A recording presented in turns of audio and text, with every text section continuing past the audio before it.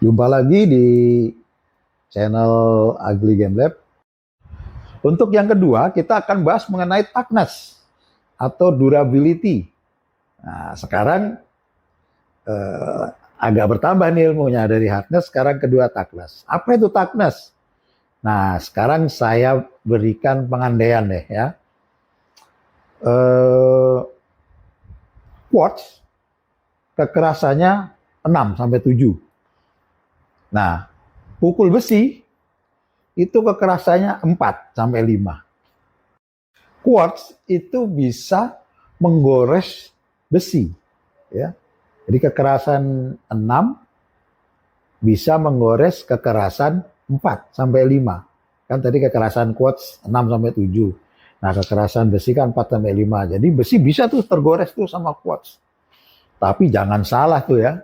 Pukul besi yang kekerasannya 4 itu bisa menghancurkan quartz. Jadi dipukul hancur. Loh, berarti salah dong konsep kekerasan kalau gitu tadi yang hardness tadi. Nah, makanya jangan ketukar nih. Yang hardness tadi sekali lagi adalah konsepnya masalah daya tahan terhadap goresan gitu ya. Jadi hardness daya tahan terhadap goresan.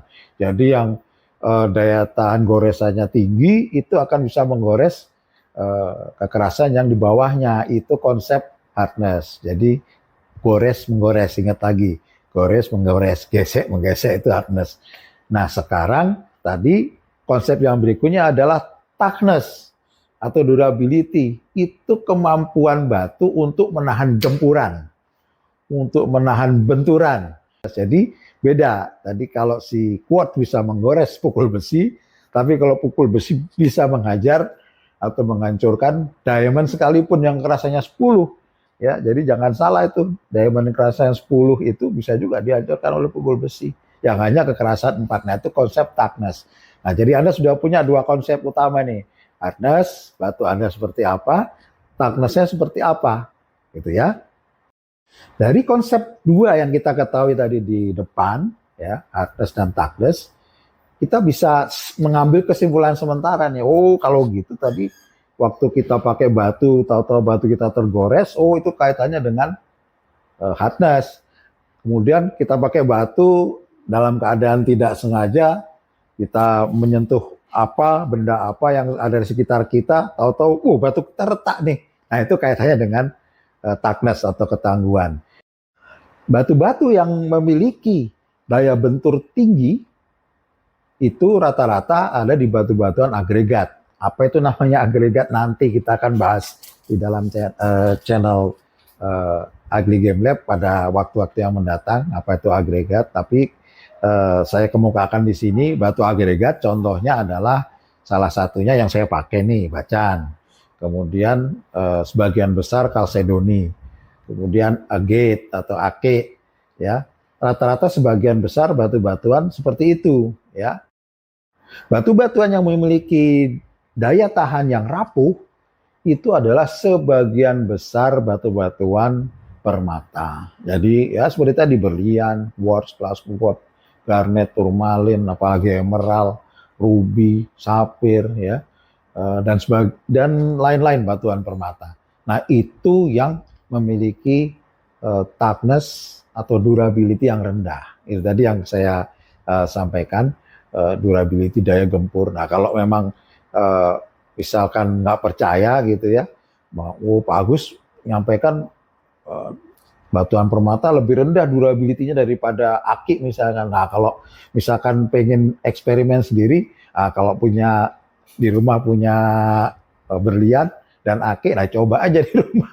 Kalau nggak sayang, dipukul berliannya kira-kira dengan kekuatan yang sama, dipukul juga aki, mana yang lebih hancur, hancur berkeping-keping gitu ya. Nah, itu untuk membedakan, mengetahui, oh ternyata kelas batuan permata memiliki durability yang rendah, dan kelas batu-batuan kalsedoni, ake, mungkin jade juga itu memiliki durability atau daya bentur yang tinggi.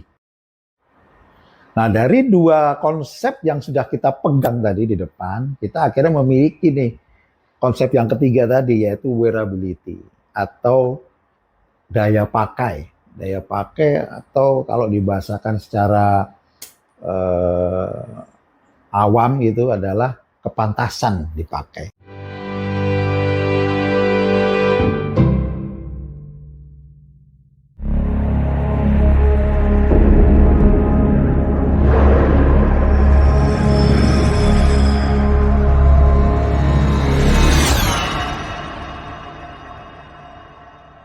Jumpa lagi di channel Ugly Game Lab. Pada kesempatan ini saya akan membagikan kepada rekan-rekan semua tips bagaimana memilih batu mulia yang akan kita gunakan sehari-hari untuk pakaian kita atau untuk perhiasan kita. Jadi supaya nanti apa yang kita gunakan itu sesuai dengan kapasitas batu itu sendiri untuk menemani kita kemana-mana. Jadi sebaiknya kita mengenal batu kita, dan ini ada ilmunya, jadi bukan tidak ada ilmunya. Ada ilmunya, ada guidance-nya atau petunjuknya, dan itu semua ada di dalam keilmuan gemologi. Konsep dasar yang kita gunakan dalam memilih batu apa yang kira-kira pas cocok dengan diri Anda, itu konsep dasarnya secara keilmuan gemologi ada 3. Nah, dari 2 konsep yang sudah kita pegang tadi di depan, kita akhirnya memiliki nih konsep yang ketiga tadi, yaitu wearability atau daya pakai. Daya pakai atau kalau dibahasakan secara awam itu adalah kepantasan dipakai. Kira-kira pantes nggak saya pakai? Pantes itu akan menggabungkan beberapa konsep akhirnya. Keindahan itu sendiri, kemudian hardness-nya sendiri, kemudian toughness atau durability-nya sendiri. Ya, itu akan kita gabungkan. Pantes nggak kita pakai? Batu yang kita pakai untuk perhiasan haruslah sesuai dengan kondisi kita. Kondisi sehari-hari kita, kondisi lingkungan kerja kita. Lingkungan sangat mempengaruhi. Jadi kita berada di lingkungan mana ini? Misalkan kita di lingkungan tadi itu bekerja dengan resiko banyak benturan, kayak tadi saya contohkan di tempat bangunan, misalkan kita sebagai mandor bangunan, tunjuk sana tunjuk sini, nggak sengaja mukul apa gitu ya, jadi atau tergesek apa gitu, harus kita pertimbangkan gitu. Kalau memukul mungkin agak tidak terlalu, chance-nya tidak terlalu sering, tapi mungkin gesekan. Jadi carilah batu mungkin untuk mandor-mandor bangunan atau pekerja bangunan, cari batu yang memiliki hardness yang cukup bagus.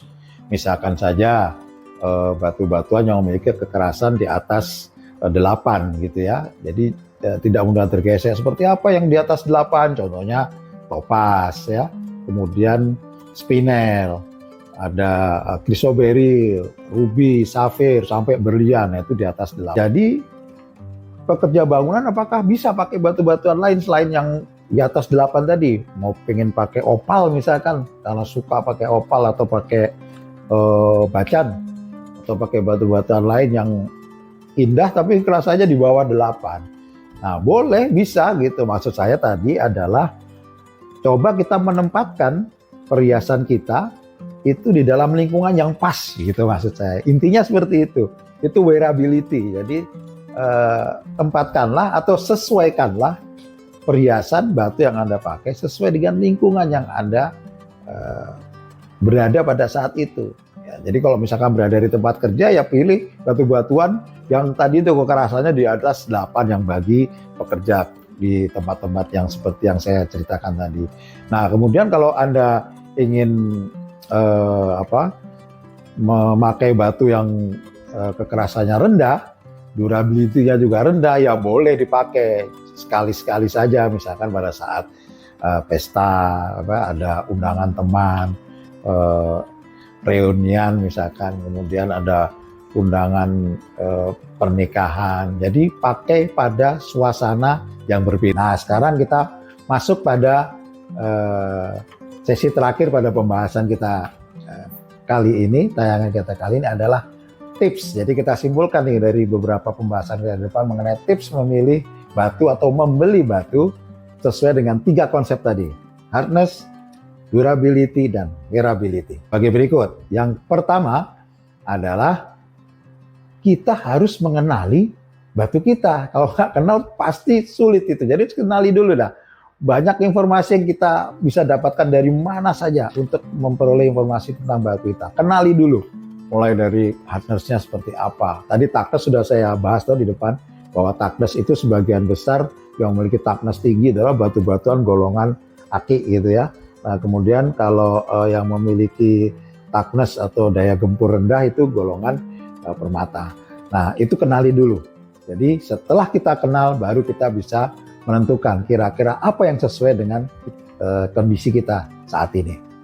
Tips yang kedua adalah kita harus menggunakan batu sesuai dengan keadaan, lingkungan, kondisi yang kita akan jalani dalam satu hari ini. Tips yang ketiga adalah masalah setting. Jadi bagaimana memilih setting atau ikatan batu, bisa emas, bisa perak, boleh pakai apa saja.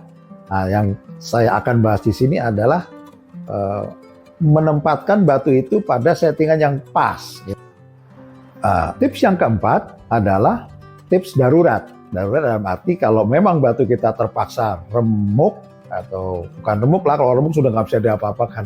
Kalau terpaksa batu kita ini tergores parah atau mungkin somplak gitu ya, ya lakukan repairing atau perbaikan kepada ahlinya gitu ya. Pasti akan, tadi itu saya sudah di depan membahas, akan mengurangi sedikit berat batu, kemudian mungkin sisi-sisi batu yang indah mungkin agak terkurangi, tapi paling tidak kita bisa menyelamatkan batu kesayangan kita. Demikianlah video kali ini mengenai tips memilih batu-batuan mulia. Mudah-mudahan bermanfaat, dan jangan lupa like, subscribe, dan share supaya nanti begitu kita membahas info-info dan isu-isu yang lain, Anda yang pertama akan memperoleh informasi ini. Demikian, selamat beraktivitas, tetap semangat, sehat selalu, sampai jumpa lagi.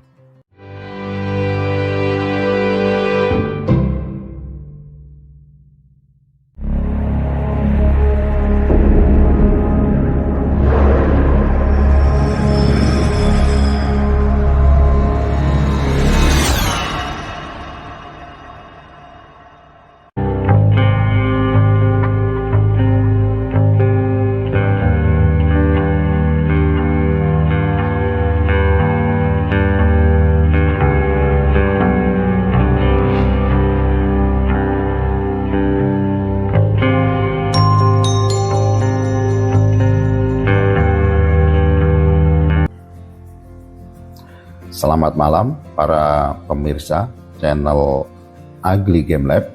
Izinkan pada malam ini saya memberikan semacam breaking news, dan nanti sedikit kita akan ulas berita ini, karena berita ini bagi saya cukup menghebohkan dan mengagetkan saya pada malam hari ini setelah membaca artikel ini, karena artikel ini baru saja dirilis 10 jam lalu oleh Rapaport. Dia adalah sebuah lembaga yang cukup dipercaya untuk memberitakan semua hal-hal yang update dan faktual dalam dunia batu permata.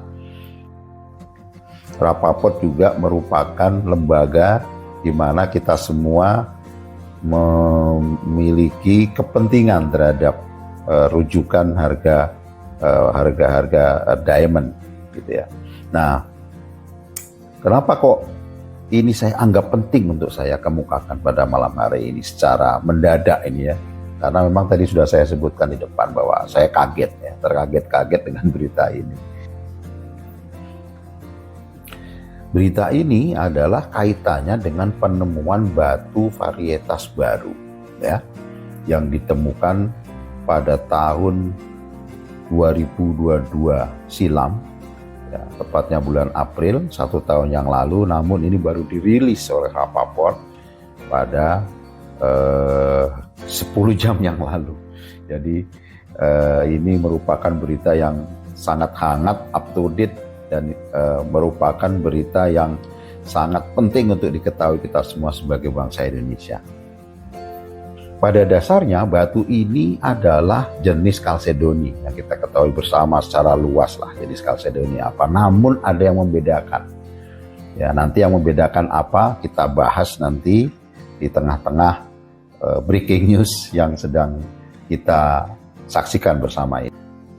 Batu ini ditemukan tidak sengaja oleh masyarakat desa tertentu yang kami juga belum tahu nama desanya apa di Maluku sana pada saat memperbaiki jalan. Jadi saat membuldoser jalan ditemukanlah batu ini secara tidak sengaja. Dan kemudian ada seorang ahli gemologi yang sering putar-putar di seluruh dunia untuk mencari varian-varian yang unik di seluruh dunia ini mendatangi Pulau Maluku dan kemudian melakukan identifikasi. Ahli gemologi ini bernama Yeni Melas ya, dari luar negeri. Dan beliau kemudian membawa sampelnya itu ke beberapa laboratorium. Salah satunya adalah dari GIA.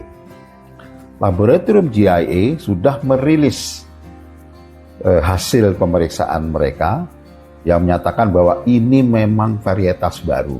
Nah, ini perlu diketahui nih oleh rekan-rekan semua dan perlu diketahui juga oleh kawan-kawan saya nih sesama gemologis supaya ini menjadikan informasi yang berharga bagi kita. Hasil pemeriksaan yang dilakukan oleh GIA bahwa ini adalah varietas baru yang merupakan anggota dari grup Chalcedony yang sudah saya sampaikan tadi, namun memiliki karakteristik terdapat di dalamnya puper murni. Ya, puper itu berarti nanti warnanya greenish blue ya atau bluish green, kurang lebih seperti itu. Antara greenish blue, bluish green atau blue green. Dan puper ini juga memiliki counterpart di dalamnya berupa kuprit merah. Jadi bukan hanya kuper saja. Nah, sekilas memang saya lihat batu ini mirip dengan bacan yang kita kenal selama ini atau yang kita kenal sebagai Chrysocolla chalcedony. Bedanya bahwa kalau bacan di dalamnya mengandung kuper saja, namun di dalam batu ini menurut rilisnya GIA ini mengandung kuper dan counterpartnya kuprit merah. Nah, ini keunikannya, bedanya. Nah, bedanya lagi dengan bacan yang kita sering lihat selama ini bahwa kalau bacan hijaunya rata-rata merata di seluruh batu. Nah, ini batunya Chalcedony hampir putih, kadang-kala warnanya ada kehijauan seperti itu. Nah, ini inklusi kupernya dan kuprit merah tadi itu berupa bintik-bintik kuper atau gumpalan-gumpalan kuper tadi itu mengapung di tengah-tengah batu Chalcedony. Jadi cukup unik ya. Batu ini diberi nama oleh beliau sebagai aquadit ya. Jadi sekarang Chalcedony punya varian baru, anggota baru yang bernama aquadit dan sudah dipatenkan oleh beliau sebagai batu temuannya beliau. Nah, ini sangat memprihatinkan juga bagi saya bahwa yang mempatenkan batu kita malah dari orang luar, bukan orang kita sendiri. Tapi kita di sisi lain patut berbangga lah ya, batu kita diakui secara internasional. Nah, nama aquadit tadi adalah perpaduan antara aqua yang dia persepsikan sebagai air laut yang biru dan aphrodite. Nah, Yeni Melas ini adalah salah satu ahli gemologi yang pertama mengunjungi lokasi ini. Dia sudah berhasil mendatangi 3 tempat berbeda yang menghasilkan batu jenis ini. Dan 3 tempat berbeda itu memiliki pola ya, pola yang berbeda. Ya, jadi perbedaannya pada jenis polanya. Ada yang pola bintik-bintik gitu ya, yang mengapung di tengah Chalcedony. Ada yang polanya berupa garis-garis tembaga atau polanya berupa serpihan tembaga. Nah, itu disebutkan bahwa beberapa perusahaan merek besar yang bergerak dalam bidang perhiasan, jewelry, ini sudah menaruh minat terhadap batu ini, saudara-saudara. Sebut saja perusahaan permata besar yang bernama Place Vendum yang sudah berencana menjadikan batu ini sebagai batu debut dan pionir mereka. Bayangkan, saudara. Di pameran Tucson sendiri di Amerika Serikat, batu ini sudah pernah diperkenalkan oleh beliau.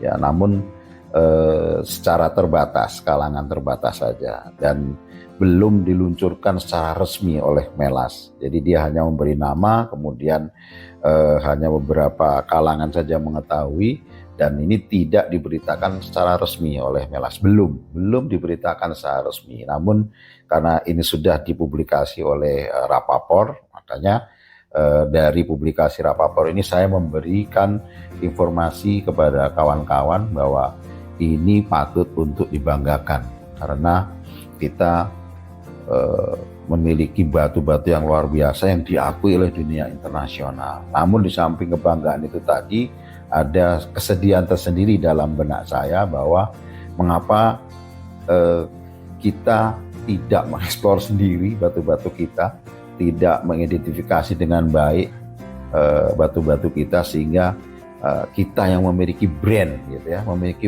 merek terhadap batu kita, memberikan merek terhadap batu kita. Bayangkan nih, Mr. Melas yang orang luar memperoleh batu itu di tempat kita, kemudian dia yang mempatenkan namanya, bayangkan, memiliki hak paten atas nama. Jadi batu kita beliau yang punya hak patennya. Ya, mau diapakan lagi, tapi ini merupakan pembelajaran, ya, pembelajaran bagi kita semua bahwa mungkin ke depan kita sudah harus mulai serius nih menggarap masalah batu mulia di Indonesia. Demikianlah breaking news yang bisa saya ulas kali ini untuk saya bagikan kepada rekan-rekan semua. Semoga ini menjadi inspirasi bagi kita dan sekaligus memberikan pengetahuan baru bagi kita semua bahwa sekarang sudah ada batu varian baru yang ditemukan dengan nama aquadit tadi, dan semoga batu ini juga tidak hanya didominasi nanti oleh orang-orang luar negeri, tetapi kita juga bisa mempunyai andil yang cukup besar untuk ikut mempromosikan batu ini di dalam negeri. Demikianlah, terima kasih atas atensinya. Selamat malam, selamat beristirahat, tetap semangat, dan sampai jumpa.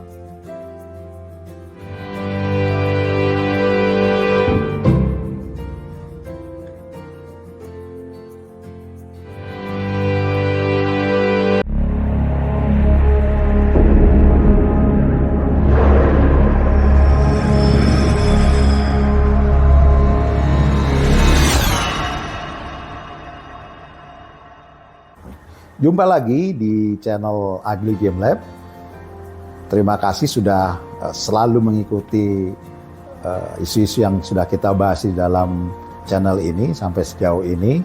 Dan pada kesempatan kali ini kami akan membahas tentang dunia ake, ya. Nah, untuk kali ini kita akan bahas ake yang bernama Turritella, atau dalam bahasa Inggrisnya Turritella Agate atau ake Turritella. Kenapa dinamakan Turritella? Nanti kita akan bahas lebih lanjut di dalam pembahasan video kali ini.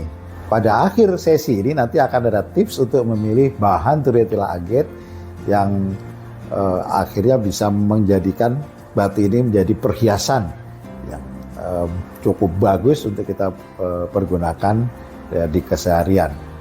Turritella Agate itu adalah merupakan bagian atau keluarga dari Chalcedony. Ya, Chalcedony adalah merupakan batu-batuan atau mineral kriptokristalin yang merupakan juga anggota bagian dari keluarga quartz. Ya. Nah, Turritella Agate itu adalah agate atau ake yang memiliki inklusi. Ya, apa itu inklusi? Nanti kita bahas di kemudian hari pada sesi-sesi berikutnya, ya. Yang jelas dia memiliki inklusi. Inklusi berupa apa? Inklusi berupa rumah siput. Ya, jadi cangkang siput terdapat di dalam batu ake ini. Nah, terbentuknya di mana sih? Nah, terbentuknya sebetulnya ini di dasar sungai atau dasar danau. Pembentukannya batu ini cukup lama, jadi jangan dikira sebentar. Ini pembentukan batu ini bisa mencapai 50 juta tahun yang lalu. Ada berbagai macam jenis turitella atau jenis siput, spesies siput yang terdapat di dalam pembentukan Turritella agate. Jadi ada Emilia tenera, spesies itu, nah kemudian jenis-jenis lain. Tapi pada dasarnya semua itu adalah masuk dalam klasifikasi Turritella agate. Tadi sudah saya sampaikan di depan bahwa dari bekas-bekas siput yang mati, yang rumahnya sudah kosong ya, rumah siputnya atau cangkangnya sudah kosong, itu kemudian diisi oleh mineral-mineral berupa silikat ya, kemudian berproses maksud saya menjadi batuan agate atau keluarga besar dari Chalcedony. Nah, ini bisa ditandai dengan batu yang memiliki fosil berupa siput tadi. Jadi kita bisa melihat keunikan, bisa menandai bahwa batu yang memiliki tanda-tanda fosil seperti itu merupakan batu dengan klasifikasi Turritella agate. Di mana saja, di daerah mana saja bisa kita peroleh batu ini. Hampir di seluruh daerah masih cukup tersedia fosil ini, karena beberapa informasi dari kawan-kawan bahkan di perkuburan tertentu, di tempat kuburan gitu, saya pernah diceritai, mereka menemukan ini gitu, menemukan material ini. Jadi masih cukup banyak terdapat di mana-mana. Nah, Anda tinggal nanti memilih mana yang bisa dijadikan perhiasan, mana bahan yang benar-benar pilihan. Baiklah, yang penting dalam pembahasan kali ini adalah bagaimana sih, atau tips bagaimana memilih bahan Turritella yang menjadikan Turritella sebagai perhiasan yang cukup dipertimbangkan. Tips yang pertama adalah pilihlah Turritella agate atau bahan Turritella agate yang jelas inklusinya. Jadi jelas itu cangkang siputnya. Jadi kalau nggak jelas cangkang siputnya atau masih samar-samar atau bahkan sudah rusak, itu bisa dipilih, cuma itu bukan merupakan pilihan yang utama. Tips yang kedua, cobalah kita menggoyang cangkang yang tadi muncul di permukaan, kita goyang. Kalau dia tertanam cukup kuat, berarti dia memiliki 100% silika dan bahannya sangat keras. Tips yang ketiga untuk memilih bahan Turritella agate yang terbaik adalah Anda mengenali warnanya. Warna Turritella agate itu range-nya antara coklat sampai dengan hitam. Nah, ini merupakan bagian terpenting nih dalam tips kita ini, dalam memilih bahan. Jadi warna. Jadi pilihlah warna matriks yang benar-benar bagus. Semakin gelap semakin bagus. Jadi tips yang seperti apa untuk memilih warnanya adalah cobalah memilih warna yang cukup hitam atau cukup gelap, sehingga Anda mendapatkan warna yang semakin bagus ke dalam batu tersebut. Terakhir, ini tidak kalah pentingnya karena ini merupakan ujung daripada beberapa tips yang sudah kita sampaikan di depan, yaitu apa? Mengenai cutting, ya, gospel, gosok dan poles. Bagaimana cara memotong Turritella agate yang baik? Kita potong dia mulai dari ujung cangkang sampai dengan sepanjang cangkangnya. Jadi jangan sampai kita terbalik tuh motongnya. Kalau kita terbalik, kita hanya akan mendapatkan inklusi bulatan-bulatan seperti ini saja karena salah potong. Jadi kita yang akan direkomendasikan untuk bentuk gospel yang baik terhadap batu ini adalah pemotongan yang bisa menunjukkan bentuk siputnya itu sendiri. Demikianlah tayangan kali ini yang membahas tentang ake Turritella atau Turritella agate atau ake fosil siput, dan kita sudah berikan tips-tipsnya tadi di akhir sesi. Mudah-mudahan ini bermanfaat. Jangan lupa subscribe, share, dan like supaya Anda mendapatkan info dari kami, isu-isu lain yang bisa bermanfaat di kemudian hari. Tidak lupa kami ucapkan sekali lagi terima kasih Selamat beraktivitas, tetap semangat, dan sampai jumpa.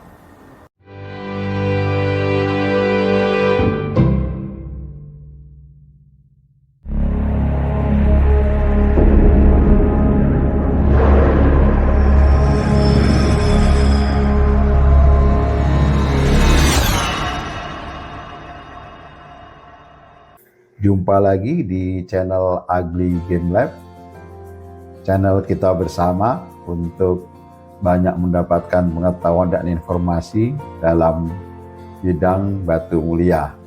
Pada kesempatan kali ini saya tidak berada di Jakarta, tidak berada di studio laboratorium kami, karena saya sedang berada di kota Solo. Kebetulan di Solo ini saya memiliki jadwal beberapa hari tertentu dalam 1 bulan untuk mengunjungi laboratorium gemologi yang ada di kota Solo. Tepatnya di komunitas atau di daerah yang bernama Jayengan Kampung Permata. Ini memiliki sejarah yang unik dalam perjalanannya menjadi wilayah atau daerah yang didukung oleh Pemdanya, wali kotanya, menjadi daerah tujuan wisata belanja ya, wisata belanja, khususnya belanja batu mulia. Bagaimana dia bisa menjadi tujuan wisata belanja permata yang didukung oleh pemerintah daerah. Lain kali kita akan membahasnya, memberi ulasan dan meliput mengenai hiruk pikuk tempat ini. Baiklah, pada tayangan kali ini kita akan mengupas tuntas mengenai beberapa konsep yang dipakai dalam dunia batu mulia yang mungkin sehari-hari kita sering mendengar dan sering memperbincangkannya dengan siapa saja, dengan rekan kita, dengan kolega, dengan calon pembeli atau calon penjual. Nah, namun kita mungkin tidak sadar selama ini bahwa kita telah menggunakan konsep yang salah ya. Sebetulnya topik kali ini itu penting tidak penting lah ya. Penting tidak penting itu mungkin bagi sebagian orang tidak penting karena sudahlah, toh dagangan saya laku gitu ya, jualan saya lancar, saya nggak perlu yang gini-gini lah, mau mengetahui ini mengetahui itu gitu ya, nggak penting gitu ya. Nggak salah juga karena setiap orang memiliki prinsip sendiri-sendiri, memiliki jalan pemikiran sendiri, dan kita tidak bisa memaksakan satu orang dengan orang lain untuk sependapat dengan kita. Tapi namanya pendapat ya harus kita hargai. Nah, bisa juga dikatakan ini penting karena ini sebagai sarana kita semua untuk naik kelas. Ini sesuatu yang perlu saya sampaikan. Jadi terserah nanti pemirsa mau menganggap ini penting atau tidak penting, akan saya kembalikan kepada saudara-saudara sekalian. Topik yang akan kami sampaikan kali ini adalah serial mengenai apa itu konsep brilliance, kemudian fire, kemudian yang terakhir adalah luster atau luster. Terserah Anda memakai yang mana, luster, luster boleh. Materi ini juga kami berikan kepada siswa-siswa kami yang mengikuti kelas pendidikan dasar atau Introduction to Gemology di Sekolah Gemologi Indonesia. Namun sebelum mengupas satu persatu 3 konsep tadi, saya perlu memberikan sedikit ilustrasi. Misalkan saja saya ingin menyampaikan kepada rekan saya atau kolega saya memiliki batu ya atau cincin, kemudian saya tunjukkan ke yang bersangkutan atau kepada calon pembeli ya. Biasanya ini sudah umum dan ini juga saya lakukan dulu sebelum saya memperoleh pendidikan yang baik dalam bidang ilmu gemologi. Misalkan saja begini, lihat Pak, ini batu saya ini luar biasa nih, lihat nih, lasternya saja seperti ini ya. Waduh, luar biasa lasternya toh Pak. Oke, ini kan biasa ya. Apakah penggunaan istilah itu, penggunaan konsep itu benar atau salah? Nah, nanti akan kita jawab nih setelah kita bahas. Tidak sepenuhnya salah juga karena ini sudah diwariskan. Sudah diwariskan turun-temurun dari orang tua kita dulu. Saya juga melakukan hal yang sama. Nah, dengan menyampaikan, oh Pak, batu saya lihat nih, lasternya luar biasa nih. Nah, sebenarnya apa yang ingin kita sampaikan kepada calon pembeli kita, kolega kita, rekan bisnis kita? Apa yang ingin kita deliver? Apakah kemilau batunya, ataukah sparkling, atau kerlap-kerlip batunya, atau apa sebetulnya? Baiklah, untuk mempersingkat waktu, kami akan membahas konsep yang pertama mengenai serial ini, mengenai seri ini, yaitu mengenai brilliance. Ya, apa itu brilliance sebetulnya? Ya, brilliance itu adalah pantulan cahaya atau kemampuan batu dalam memantulkan cahaya. Ya, kemampuan batu dalam memantulkan cahaya sebagai konsekuensi dari suatu cuttingan. Jadi cahaya yang masuk ke permata Anda umumnya melalui table ya atau crown gitu ya.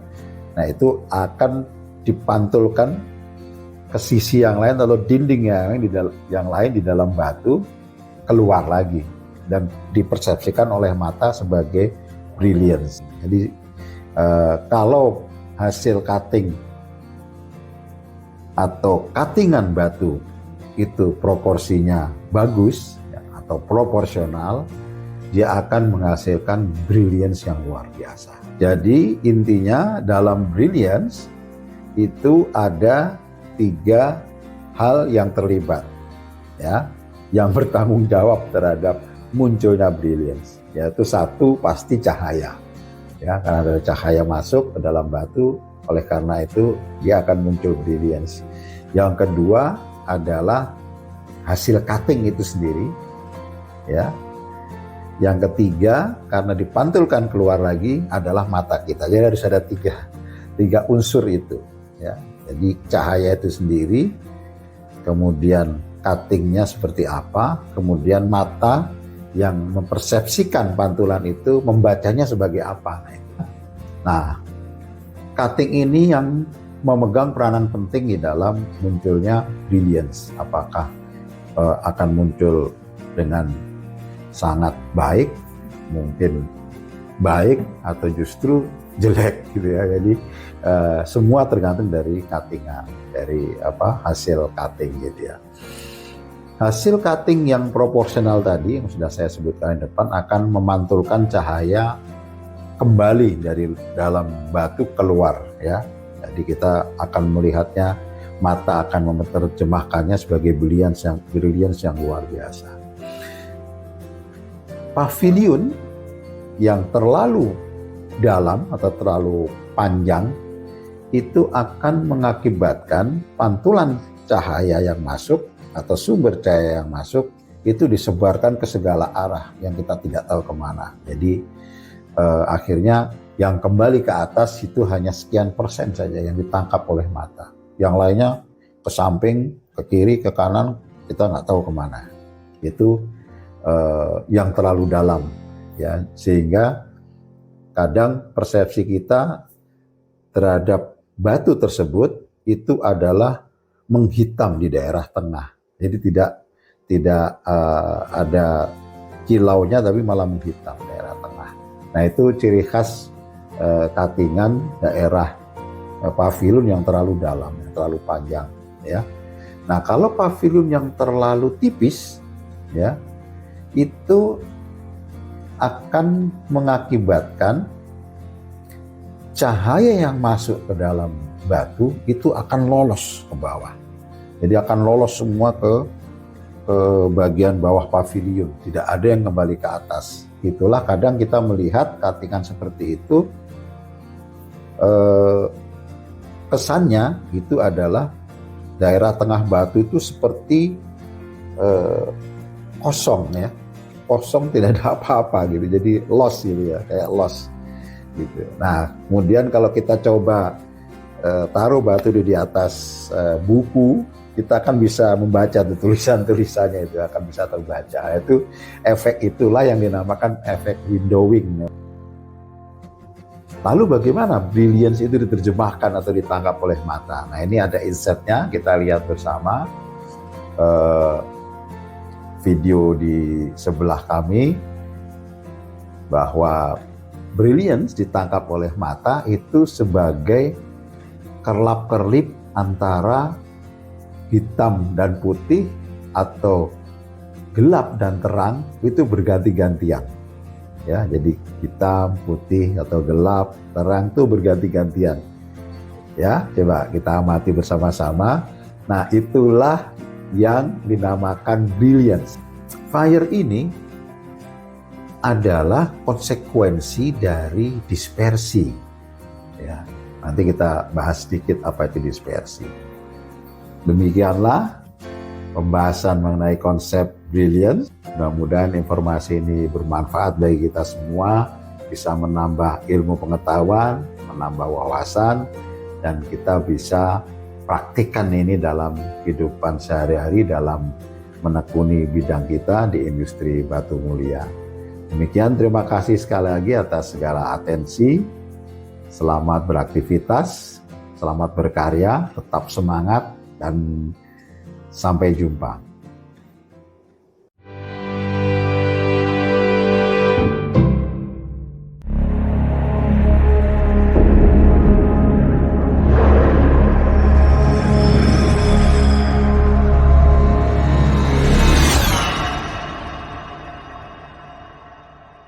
Jumpa lagi di channel Ugly Game Lab, channel kita bersama untuk banyak mendapatkan pengetahuan dan informasi dalam bidang batu mulia.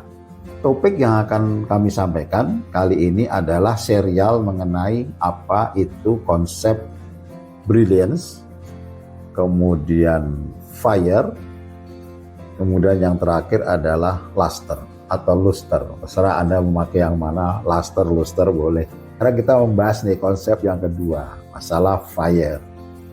Fire ini adalah konsekuensi dari dispersi. Ya, nanti kita bahas sedikit apa itu dispersi. Ya, jadi dispersion dalam bahasa Inggrisnya. Tadi kita sudah membahas brilliance sebagai konsekuensi hasil cutting.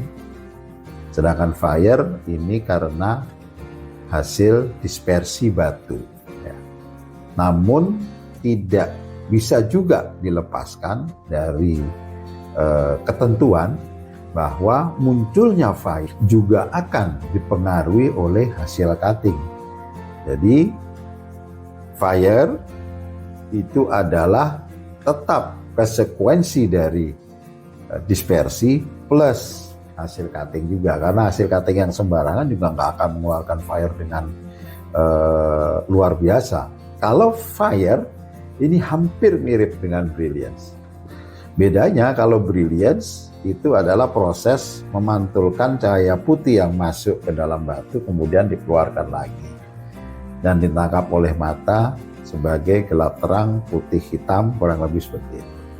Nah, tapi kalau fire adalah kemampuan batu untuk memantulkan kembali cahaya putih yang masuk ke dalam batu menjadi cahaya yang keluar dengan berbagai warna. Nah, gitu ya. Jadi bedanya itu. Kalau fire, sekali lagi, adalah kemampuan batu untuk memantulkan cahaya putih yang masuk ke dalam batu. Oke, kemudian dipantulkan kembali keluar batu, namun dari cahaya putih tadi dia sebar warnanya menjadi berbagai macam warna. Sehingga efek yang diterima oleh mata adalah bukan gelap terang atau hitam putih, namun kerlap-kerlip yang berupa warna-warni seperti pelangi. Jadi kalau Anda melihat ada batu yang memiliki efek seperti itu, kerlip seperti pelangi, merah, kuning, hijau, biru, ungu, violet, orange, ya berganti-gantian. Kalau batu digoyang tuh seperti itu tuh. Nah, itu Anda sedang melihat fire. Kami sampaikan di depan tadi bahwa fire adalah sebagai konsekuensi adanya dispersi. Tiap batu memiliki dispersi sendiri-sendiri. Semakin tinggi dispersi atau dispersion, itu akan semakin memiliki capability atau kemampuan untuk menghasilkan efek fire. Ya. Sekali lagi tergantung dari cutting, tergantung dari hasil cuttingnya seperti apa.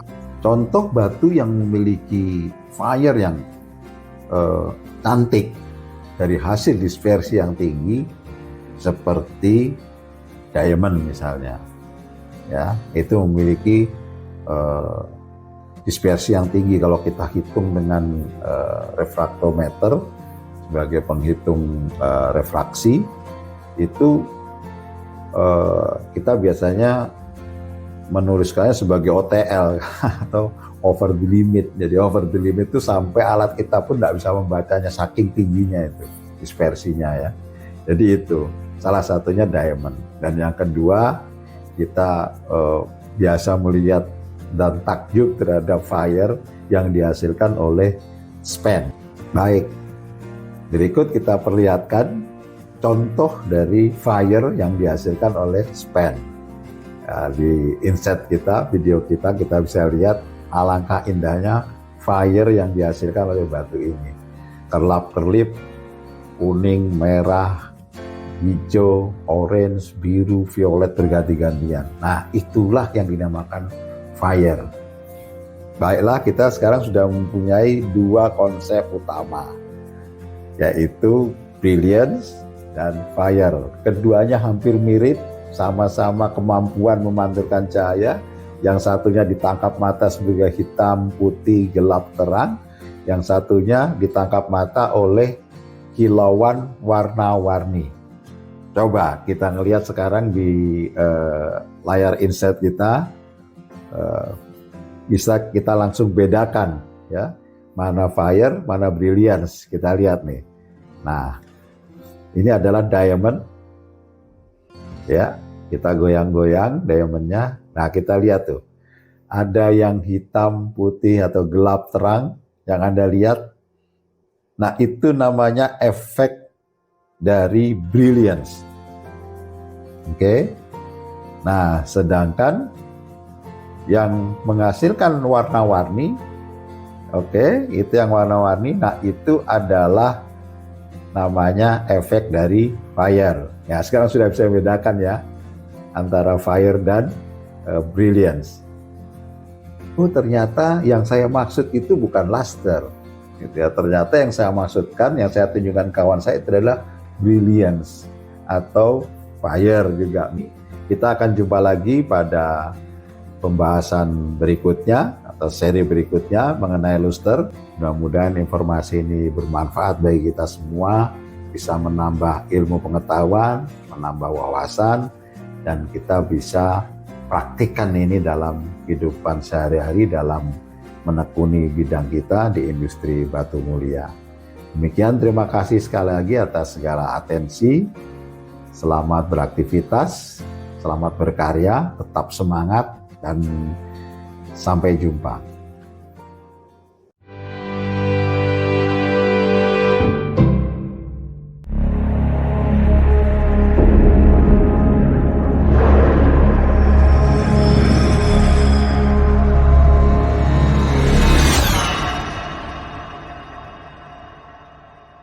Jumpa lagi di channel Ugly Game Lab.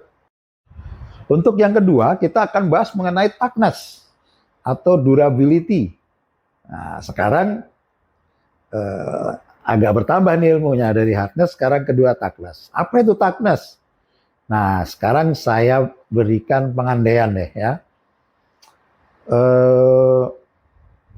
Quartz kekerasannya 6 sampai 7.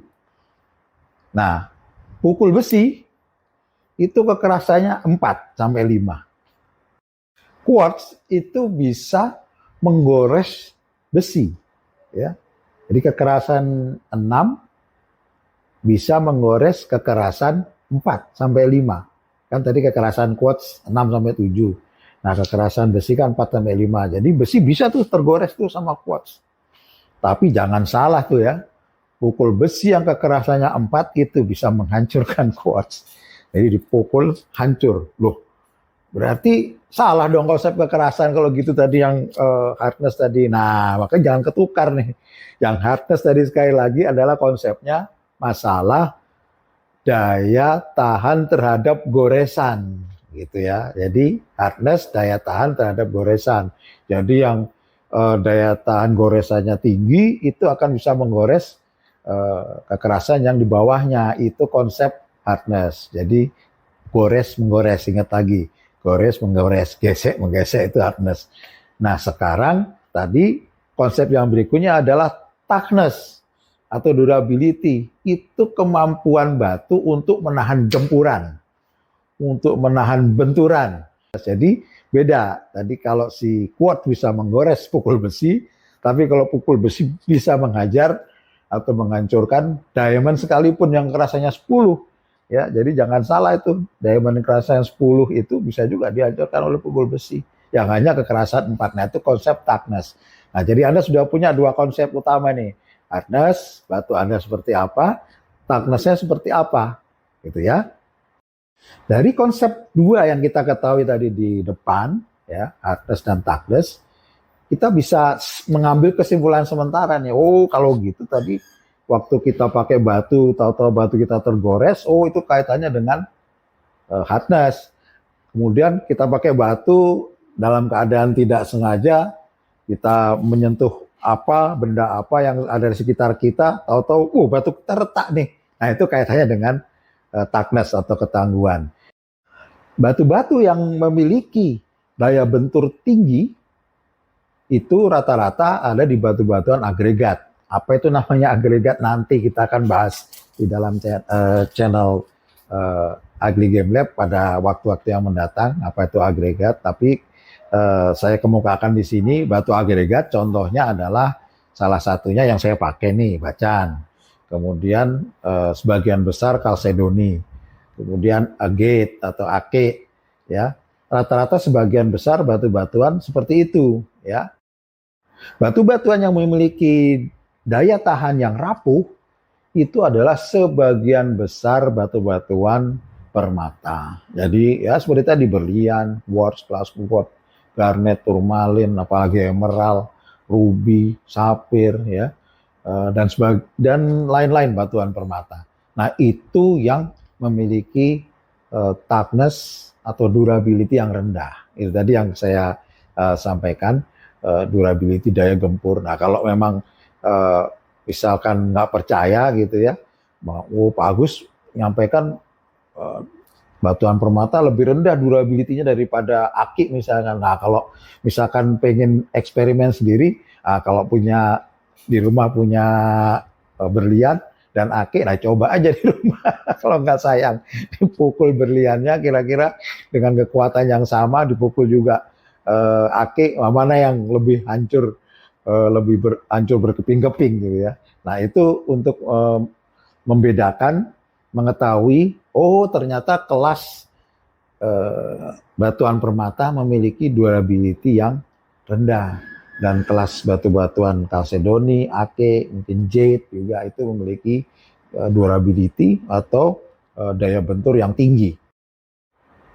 Nah, dari dua konsep yang sudah kita pegang tadi di depan, kita akhirnya memiliki nih konsep yang ketiga tadi, yaitu wearability atau daya pakai. Daya pakai atau kalau dibahasakan secara awam itu adalah kepantasan dipakai.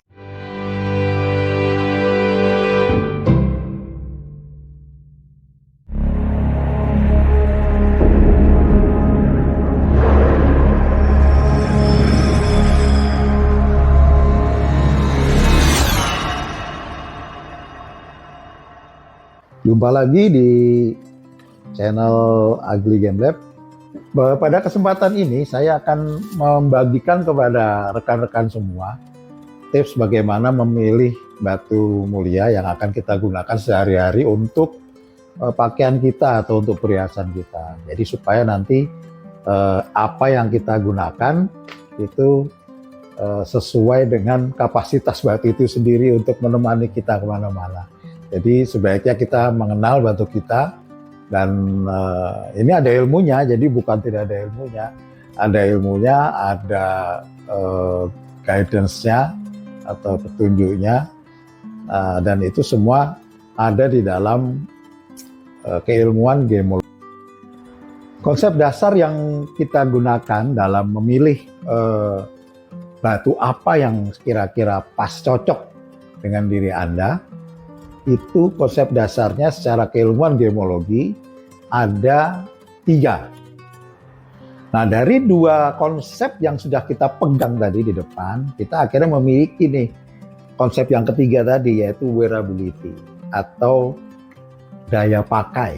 Daya pakai atau kalau dibahasakan secara awam itu adalah kepantasan dipakai. Kira-kira pantas nggak saya pakai? Pantas itu akan menggabungkan beberapa konsep akhirnya. Keindahan itu sendiri, kemudian hardness-nya sendiri, kemudian toughness atau durability-nya sendiri. Ya, itu akan kita gabungkan. Pantas nggak kita pakai? Batu yang kita pakai untuk perhiasan haruslah sesuai dengan kondisi kita. Kondisi sehari-hari kita, kondisi lingkungan kerja kita. Lingkungan sangat mempengaruhi. Jadi kita berada di lingkungan mana ini? Misalkan kita di lingkungan tadi itu bekerja dengan resiko banyak benturan, kayak tadi saya contohkan di tempat bangunan, misalkan kita sebagai mandor bangunan, tunjuk sana tunjuk sini, nggak sengaja mukul apa gitu ya, jadi atau tergesek apa gitu, harus kita pertimbangkan gitu. Kalau memukul mungkin agak tidak terlalu, chance-nya tidak terlalu sering, tapi mungkin gesekan. Jadi carilah batu mungkin untuk mandor-mandor bangunan atau pekerja bangunan, cari batu yang memiliki hardness yang cukup bagus. Misalkan saja batu-batuan yang memiliki kekerasan di atas 8 gitu ya. Jadi tidak mudah tergesek. Seperti apa yang di atas 8? Contohnya topaz ya. Kemudian spinel, ada chrysoberyl, ruby, safir, sampai berlian, itu di atas 8. Jadi pekerja bangunan apakah bisa pakai batu-batuan lain selain yang di atas 8 tadi? Mau pengen pakai opal misalkan, karena suka pakai opal atau pakai bacan, atau pakai batu-batuan lain yang indah tapi kerasanya di bawah 8. Nah, boleh, bisa gitu. Maksud saya tadi adalah coba kita menempatkan perhiasan kita itu di dalam lingkungan yang pas gitu, maksud saya. Intinya seperti itu. Itu wearability. Jadi tempatkanlah atau sesuaikanlah perhiasan batu yang Anda pakai sesuai dengan lingkungan yang Anda berada pada saat itu. Ya, jadi kalau misalkan berada di tempat kerja, ya pilih batu-batuan yang tadi itu kekerasannya di atas 8 yang bagi pekerja di tempat-tempat yang seperti yang saya ceritakan tadi. Nah, kemudian kalau Anda ingin memakai batu yang kekerasannya rendah, durability-nya juga rendah, ya boleh dipakai sekali-sekali saja, misalkan pada saat pesta, ada undangan teman, reunian misalkan, kemudian ada undangan pernikahan. Jadi pakai pada suasana yang berbeda. Nah, sekarang kita masuk pada sesi terakhir pada pembahasan kita kali ini, tayangan kita kali ini adalah tips. Jadi kita simpulkan nih dari beberapa pembahasan kita di depan mengenai tips memilih batu atau membeli batu sesuai dengan 3 konsep tadi: hardness, durability, dan wearability. Bagi berikut, yang pertama adalah kita harus mengenali batu kita. Kalau nggak kenal pasti sulit itu. Jadi kenali dulu dah. Banyak informasi yang kita bisa dapatkan dari mana saja untuk memperoleh informasi tentang batu kita. Kenali dulu. Mulai dari hardness-nya seperti apa. Tadi toughness sudah saya bahas di depan, bahwa toughness itu sebagian besar yang memiliki toughness tinggi adalah batu-batuan golongan aki gitu ya. Nah, kemudian kalau yang memiliki toughness atau daya gempur rendah itu golongan permata. Nah, itu kenali dulu. Jadi setelah kita kenal, baru kita bisa menentukan kira-kira apa yang sesuai dengan kondisi kita saat ini. Tips yang kedua adalah kita harus menggunakan batu sesuai dengan keadaan, lingkungan, kondisi yang kita akan jalani dalam satu hari ini. Tips yang ketiga adalah masalah setting. Jadi bagaimana memilih setting atau ikatan batu, bisa emas, bisa perak, boleh pakai apa saja. Nah, yang saya akan bahas di sini adalah menempatkan batu itu pada settingan yang pas. Tips yang keempat adalah tips darurat. Darurat dalam arti kalau memang batu kita terpaksa remuk, atau bukan remuk lah, kalau remuk sudah nggak bisa diapa-apakan. Kalau terpaksa batu kita ini tergores parah atau mungkin somplak gitu ya, ya lakukan repairing atau perbaikan kepada ahlinya gitu ya. Pasti akan, tadi itu saya sudah di depan membahas, akan mengurangi sedikit berat batu, kemudian mungkin sisi-sisi batu yang indah mungkin agak terkurangi, tapi paling tidak kita bisa menyelamatkan batu kesayangan kita. Demikianlah video kali ini mengenai tips memilih batu-batuan mulia. Mudah-mudahan bermanfaat, dan jangan lupa like, subscribe, dan share supaya nanti begitu kita membahas info-info dan isu-isu yang lain, Anda yang pertama akan memperoleh informasi ini. Demikian, selamat beraktivitas, tetap semangat, sehat selalu, sampai jumpa lagi.